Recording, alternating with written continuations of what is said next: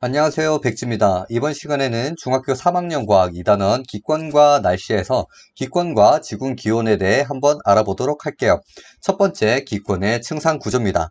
우리 기권이라는 것은 중학교 1학년 과학에서 지구계를 하면서 본 적이 있었죠. 그 기권이라는 것은 지구를 둘러싸고 있는 대기라고 얘기를 했었고, 그 대기를 구성하는 성분은 하나로만 이루어져 있는 게 아니라 여러 가지 성분이 함께 혼합되어 있었다라는 것을 기억해 주시면 되겠습니다.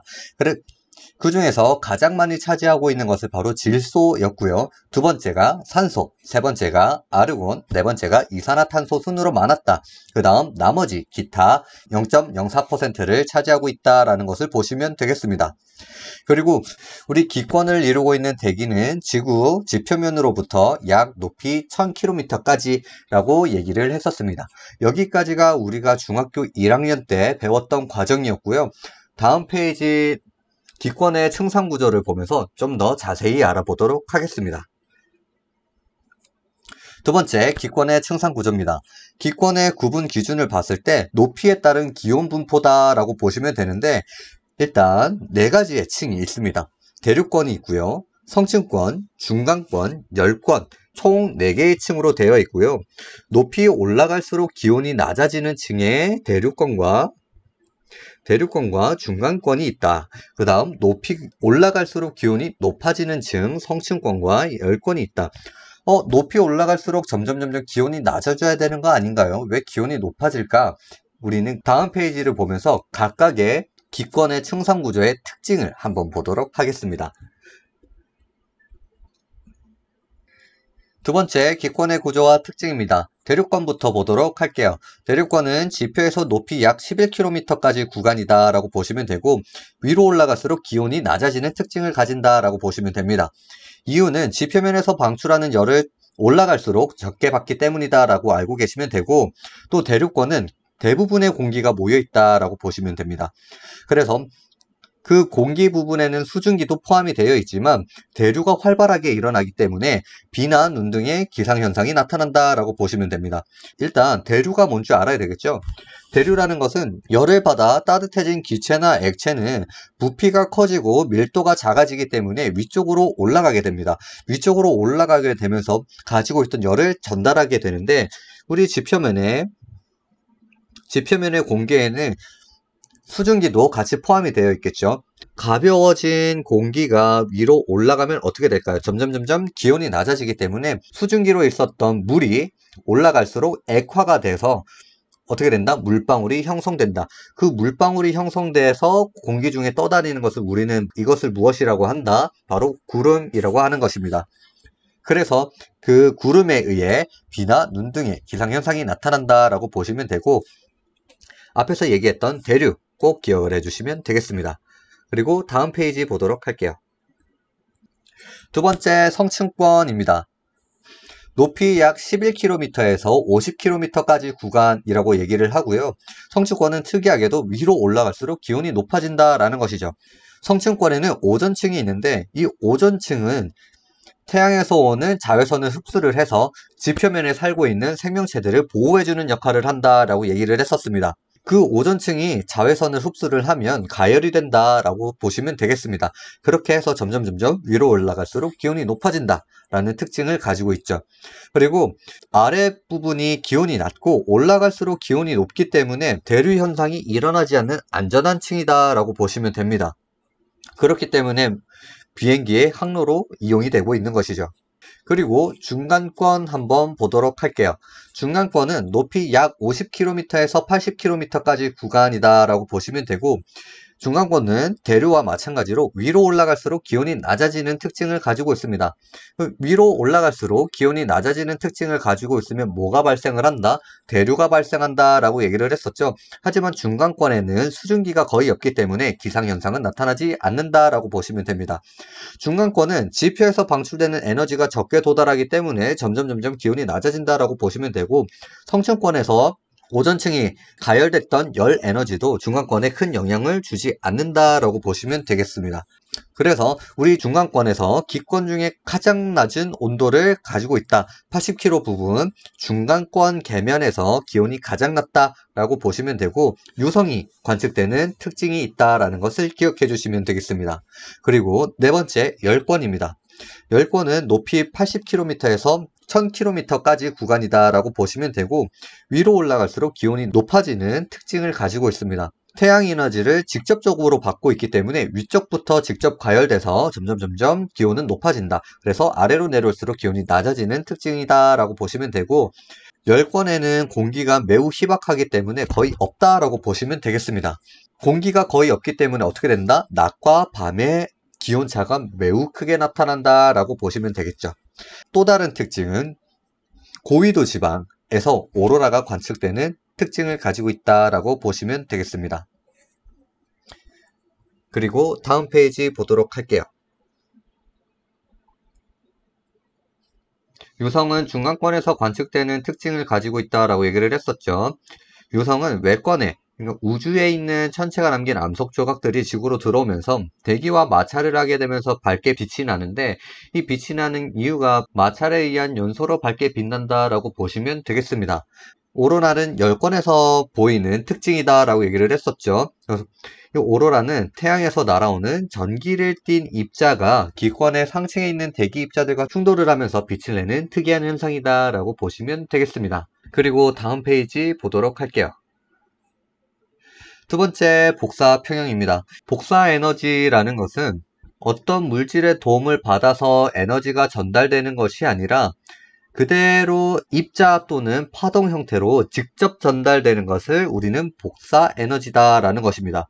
이 복사 에너지에서는 태양 복사 에너지가 있고요. 지구 복사 에너지가 있는데 태양 복사 에너지는 태양이 방출하는 복사 에너지, 지구 복사 에너지는 지구가 방출하는 복사 에너지다 라고 보시면 되겠습니다.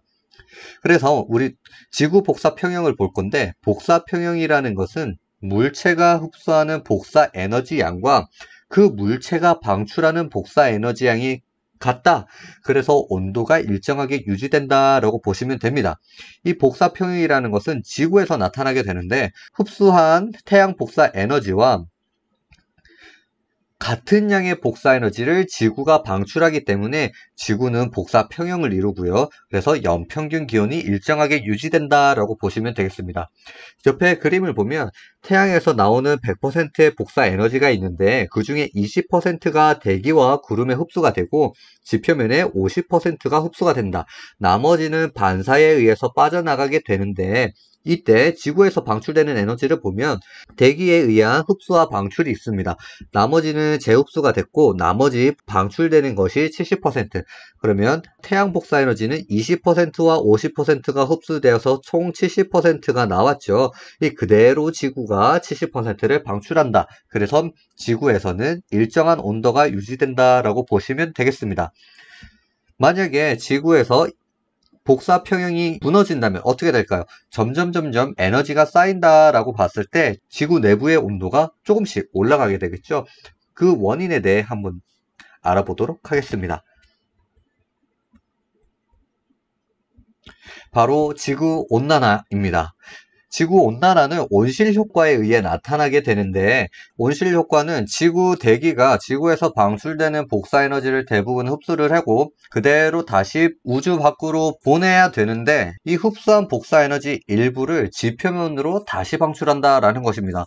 그러면 지표면의 온도가 올라가게 되고 그대로 보온의 효과까지 해주는 역할을 하는 것이죠. 만약에 지구가 대기가 없다면 온실 효과도 나타나지가 않고 낮은 온도에서 복사 평형이 이루어지겠죠.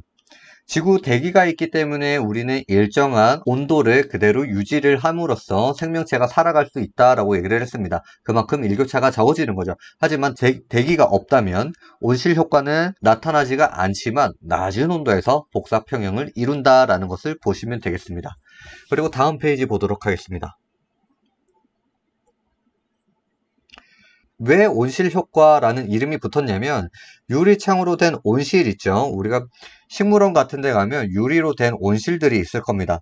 그 온실들은 태양으로부터 들어오는 복사 에너지는 잘 통과가 되지만 온실 내 지면에서 복사되는 에너지는 잘 통과시키지 않기 때문에 그 내부가 따뜻하게 된다라는 것이죠. 그러면 이거를 지구로 봤을 때 지구로 들어오는 태양 에너지는 그대로 흡수가 되지만 지구에서 내보내는 복사 에너지가 수증기와 이산화탄소 등이 온실 유리와 같은 작용을 하기 때문에 지구의 평균 기온은 15도를 유지를 하고 있고요. 만약에 대기가 전혀 없을 경우보다 35도 정도 높게 유지가 된다라고 보시면 되겠습니다. 그래서 이러한 작용을 온실의 유리와 같은 보온 효과가 있다라고 얘기를 해서 온실 효과라고 하는 것입니다. 그리고 다음 페이지 보도록 할게요. 그리고 온실기체입니다. 온실기체는 온실가스라고도 얘기를 하고요. 당연히 온실 효과를 일으키는 대기 성분이다 라고 보시면 되고, 이 기체들이 지구 복사에너지를 흡수를 해서 온실 효과를 일으킨다 라고 보시면 되겠습니다. 수증기와 이산화탄소가 대표적인데 그 중에 또 메탄이 포함된다라는 것을 보시면 됩니다. 이 메탄은 우리가 잘 알고 있는 이산화탄소보다 28배의 온실 효과를 나타내는데 이 메탄가스가 어디서 가장 많이 발생되느냐? 지금 현재로서는 가축, 소, 양, 낙타 등 되먹임질을 하는 동물들에 의해서 가장 많이 발생된다라는 것이죠. 그래서 어떤 나라에서는 소를 키우는 농장에 방구세라는 세금을 부과하기도 합니다. 미국의 캘리포니아에서는 소들의 그 메탄가스들을 다 모아서 자동차 연료로도 사용한다고 하네요. 그리고 다음 페이지 보도록 할게요. 그래서 이 지구 온난화를 우리가 한 번 더 볼 건데 당연히 온실 효과 증가로 지구의 평균 기온이 조금씩 상승하고 있다라는 것이죠.